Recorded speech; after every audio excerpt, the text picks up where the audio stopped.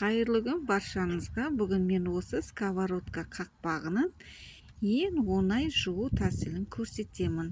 Міне менде сковородканың қақпағы. Мен тек қана осы әдісті жасаймын. Сковородканың қақпағында осындай майлар тұрып қалады. Мен осы бар болғаны перекис водородты қолданамын. Перекис водородты қолданғанда осындай шет-шеттеріне, осы орталарына өстіп жағып шығамын. 10 минуттай осыны қоямын. Міне видеодағыдай етіп жасап аламын бәрін. Осы перекис водородтың бір жақсы қасиеті осы майларды жақсы жібітеді. Осы қалған құтқан майларды сковородканы шетіндегі. Бұл ең оңай әдіс. Бұл сковородканы қайнатып әуре болып жүрудің керегі жоқ. Осыны ғана пайдаланамын. Міне 10 минут өткеннен кейін осындай мен губканы аламды. Өстіп жаңағыны жуып шығамын. Міне өстіп майлары шығады. Одан кейін міне осы көрдіңіздер ма? Міне осындай асты үстін бәрі майлары шығып жатыр. Жаңағы осы перекис водород осыны ертетін қасиеті бар. Міне менде ерткен осыларды жақсылап губкамен жуып шығамын. Одан кейін мен тағы ас содасын салып жақсылап ысқалап жуып аламын.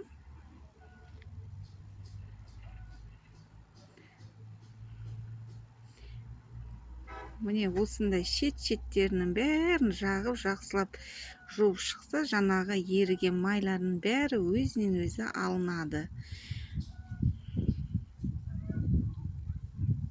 Міне асты үсті бәрін жуып шығам осы жаңағы құйған перекис водородпенен.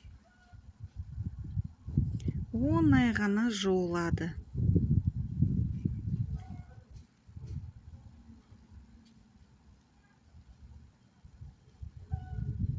Бұған көп уақыт кетпейді.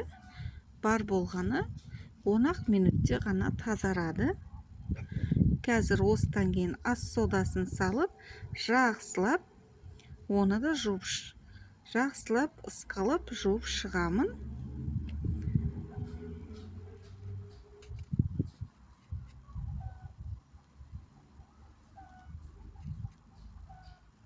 Міне мен осы соданы салдым. Міне ысқалап жуып шығамын. Сонда бұның қақпағы кәдімгідей жып-жылтыр болып шығады.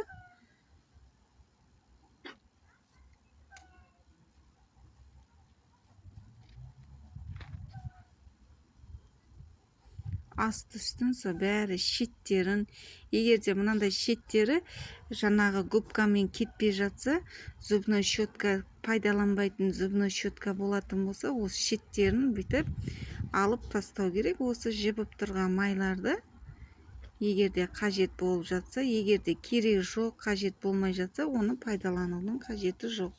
Осындай жібітілген майлар өзінен өзі ысырылып шыға береді.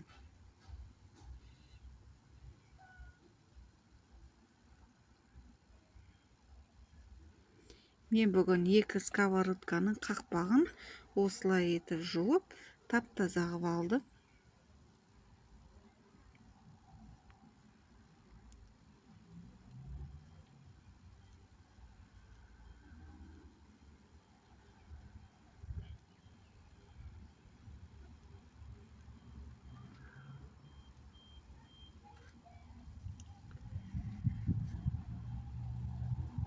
Мынау екінші сковородканың қақпағы.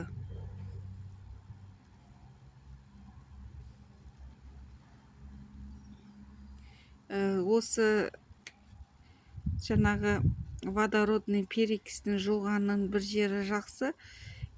Сковородканың қақпақтарын қайнатып жүрмеймін.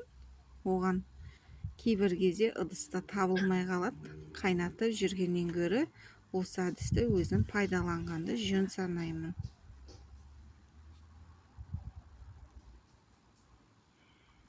мынау екінші қақпағы.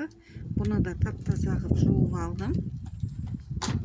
Қазір бәрін шайып аламын. Сөйтіп жып-жылтыр болып шығады. Міне шайып алдым. Міне кәдімгідей жып-жылтыр болып шықты. Кепкен қазір кептіруге қойдым.